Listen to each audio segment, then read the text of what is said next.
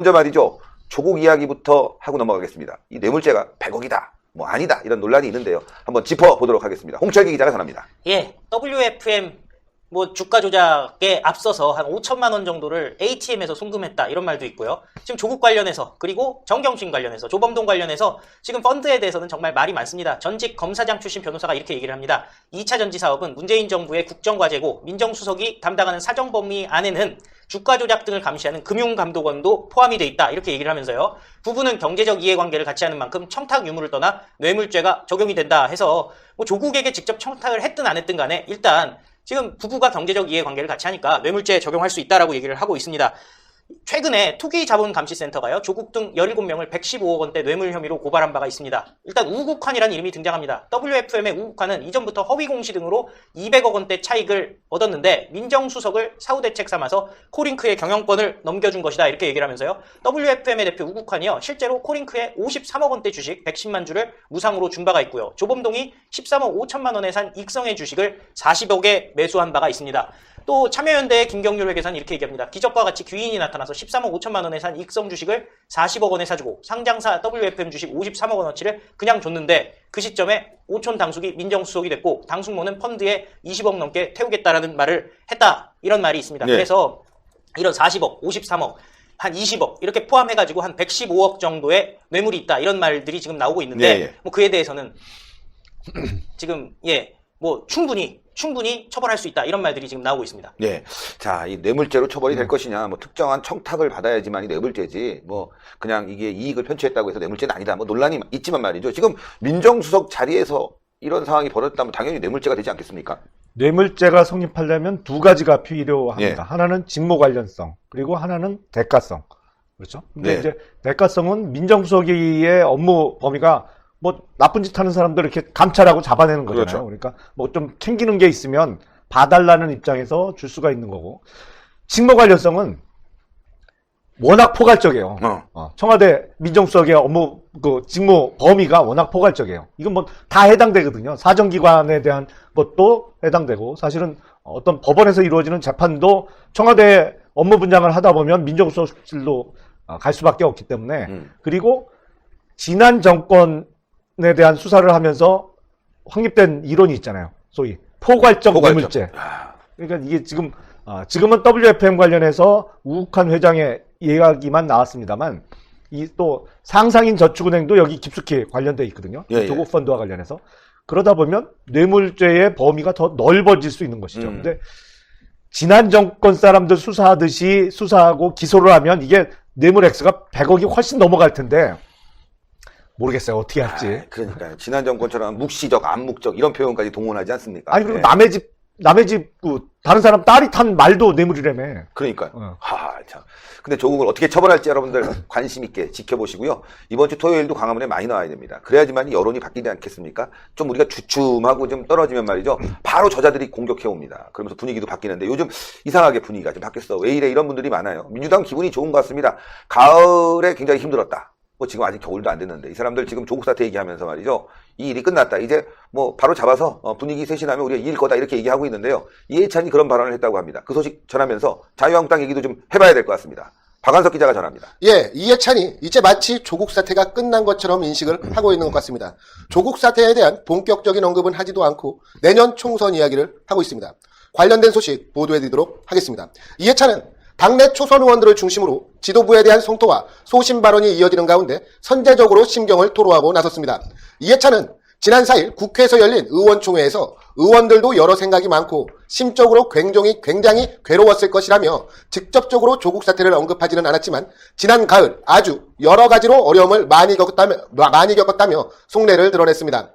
이에 이해찬은 이례적으로 당 분위기와 의원들의 심경을 인정하듯 불출마를 선언한 표창원 이철희뿐만이 아니라 의원들을 지역별로 돌아가며 대여섯 명씩 매일 대화해 왔다며 오늘도 대구 경북 지역 의원들과 오찬을 함께 했는데 그 지역은 거의 칼라류에 서 있는 심경이라며 지역구를 다닐 수 없을 정도로 항의를 받는다고 발언을 했습니다. 즉 조국 사태로 인해서 우리 국민들의 민심이 민주당을 이반한 것을 각 지역구 의원들이 이해찬에게 토로를 했다는 겁니다. 네. 그리고 이해찬은 표창원과 이철희 등 당 지도부의 책임론을 직접적으로 거론한 의원들이 있지 않겠습니까? 원래 이해찬은 상당히 독선적인 성격이기 때문에 다른 사람의 말을 잘 듣고 인정해주지가 않습니다. 그런데 이 이해찬 역시 이제 그런 목소리를 외면할 수는 없는 모양입니다. 이어서 이해찬은 이런 이야기를 했습니다.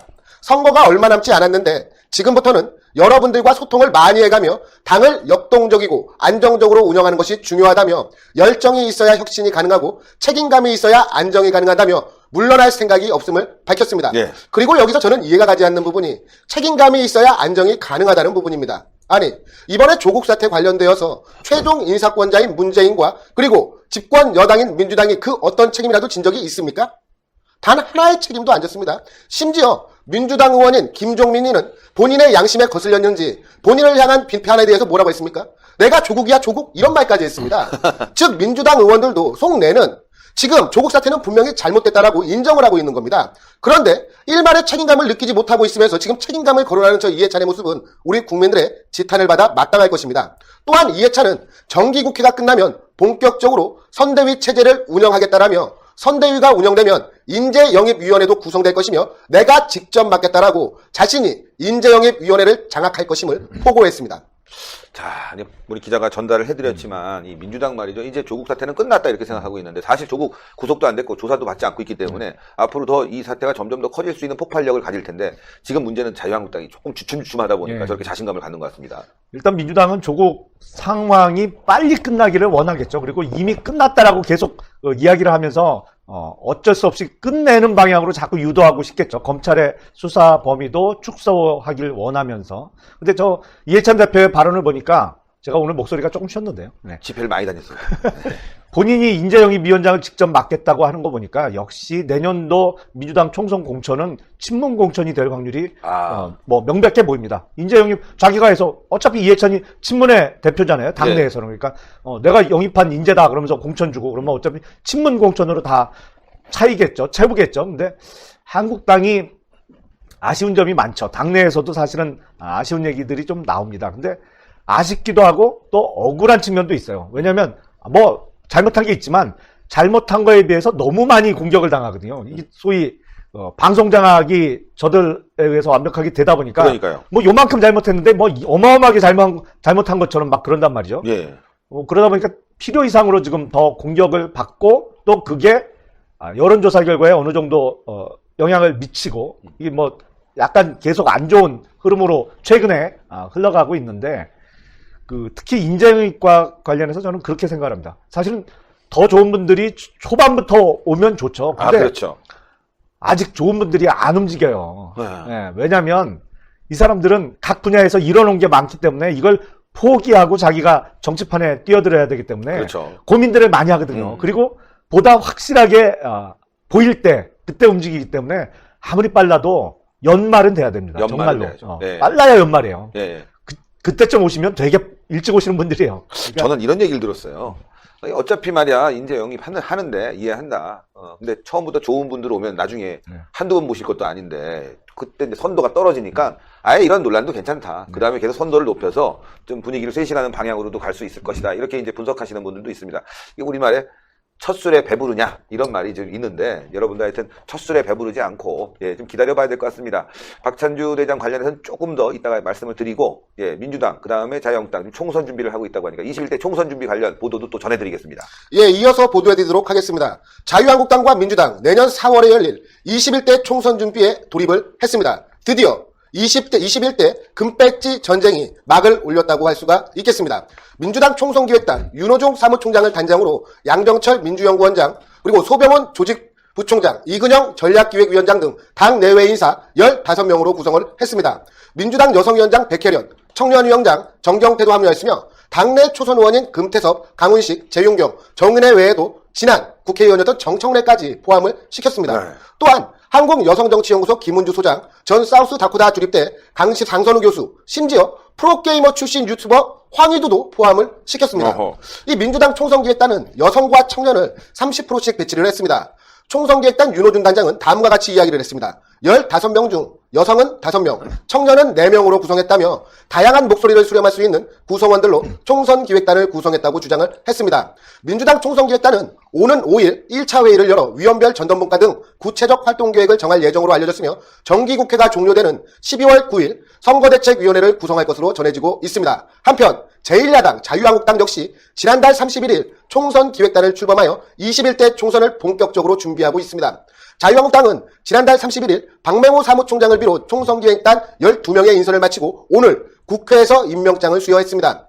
자유한국당 총선기획단은 박맹호 사무총장을 단장으로 하고 당 상임특보단장 이진복 의원이 총괄팀장, 전략기획부총장 추경호 의원이 간사를 맡았습니다. 위원으로는 박덕흠, 홍철호, 김선동, 박완수, 이만희, 이양수, 전희경 의원과 조직부총장 원영석, 당대표 상근특보인 김우석 씨가 임명이 되었습니다. 황교안 대표는 오늘 임명장 수여식에서 민심 위반은 문재인 정권의 실정에서 비롯됐지만 민심의 결집은 온전히 우리 몫이라고 지적을 하며 내년 총선은 문재인 정권의 폭정과 무능을 심판하는 선거라고 강조를 했습니다. 이어서 광화문 광장을 가득 메운 우리 국민들의 함성에서 보듯 이미 국민들의 분노는 임계점을 넘었다며 정권의 실상을 소상히 알리면 우리 국민은 문재인 정권 심판 대열에 적극 동참해 주실 것이라고 강조를 했습니다. 또한 혁신은 공천으로, 통합은 자유우파의 대결집으로 귀결된다며 혁신이 통합의 길을 열고 또 통합이 혁신의 폭을 넓히는 선순환을 만들어 나가야 한다고 강조를 했습니다. 한편 현재 우리 국민은 문재인 정권에 등을 돌리셨지만 아직 우리 자유한국당에 선뜻 마음을 주지 못하시는 이유는 혁신과 통합이 부족했기 때문이라고 지적하며 총선기획단이 무거운 책임감으로 국민의 기대에 부응하는 공천 방안을 마련하라고 지시를 했습니다. 이어서 압도적 지지와 신뢰를 되찾아올 수 있는 모든 방안을 마련해 줄 것을 당부하며 우파 대통합의 방안도 심도 있게 검토해달라고 지시를 했습니다. 자유한국당 총선기획단은 매주 월요일과 수요일 2차례 회의를 열고 내년 4월에 있을 21대 총선의 밑그림을 그릴 예정으로 알려졌습니다. 박원석 기자가 전했지만 말이죠. 자유한국당도 그렇고 민주당도 그렇고 이제 부하야흐로 총선 준비, 총선 시즌이 돌아온 것 같습니다. 그런데 민주당도 뭐 별 볼 일은 없는 것 같아요. 유튜버 불러들이는 거 보니까 뭐 딱히 뭐 새로운 건 없어 보입니다. 한 총선이 160일 정도 남았죠. 근데 예. 민주당 총선기획단은 기존의 정치권에 있지 않았던 사람들이 좀 끼어 있는 것 같아요. 근데 문제는 실세가 누군지는 다 보이잖아요. 그렇죠. 예, 누가 실제로 좌지우지할지는 뻔히 보이는데 뭐 이렇게 저렇게 구색 맞추기를 좀 한 것 같은데 저런 게 사실은 뭐랄까요? 필요 이상으로 이 구색 맞추기만 해놓고 아니 그러면 얘기를 하면 들어야 되는데 그 사람 뜻대로 해주냐고요. 자기 하고 싶은 대로 하면서. 그러니까. 뭐 민주당도 그렇고 한국당도 그렇고 총선 기획단의 역할 이게 얼마나 클지는 사실은 당권을 가진 사람들이 의견을 얼마나 반영해 주느냐에 따른 거 아니겠습니까? 그렇죠. 글쎄요, 뭐 총선 기획단 매번 선거 있을 때마다 만듭니다만 가장 확실한 방법은 이거잖아요. 좋은 사람 후보로 그렇죠. 내고 열심히 하면 포 받는 거고 이 뭐 좀 떨어지는데 자기 편이라고 그냥 무조건 공천 주고 무리하게 뭐 하다 보면 국민으로부터의 선택을 못 받는 건데 보면 항상 정답은 간단한 데서 있는데 그 간단한 답을 찾아가지 못하고 우회할 때 안 좋은 결과가 나오는 거죠. 그렇죠. 자, 자유한국당도 지금 인재 영입에 박차를 가했는데 최근에 좀 논란이 있었습니다. 오늘 이제 박찬주 대장의 기자회견도 신의 한 수가 보도를 했는데요. 뭐 여러 가지 나라를 걱정하는 마음 또 여러 가지 그 발언 이런 걸 봤을 때 능력 있고 확실한 분 같습니다. 예. 자, 황교안 대표도 박찬주 대장에 대한 영입 의지를 굽히지 않고 있습니다. 그 소식도 전하겠습니다. 예. 이번에 박찬주 대장에 대한 1차 영입 발표가 무산되면서 황교안 대표의 리더십에 금이 가는 거 아니냐라는 설왕설래들이 있었습니다. 그런데요, 황교안 대표 명확합니다. 더 큰 그림을 그리고 당내에 어떤 리더십을 발휘하기 위해서 한 번 쉬었지만 그럼에도 불구하고 박찬주 대장에 대한 영입은 변함없이 추진하겠다는 입장으로 보입니다.